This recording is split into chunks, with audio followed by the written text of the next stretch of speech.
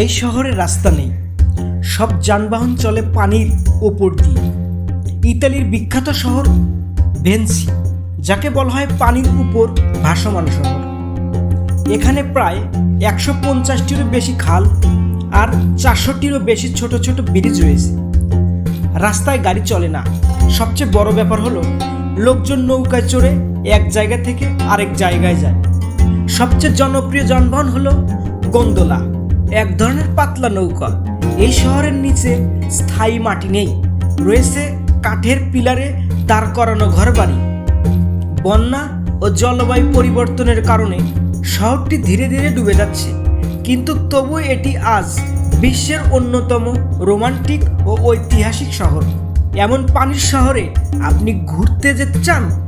কমেন্টে লিখুন আর সাবস্ক্রাইব করুন MBM TV।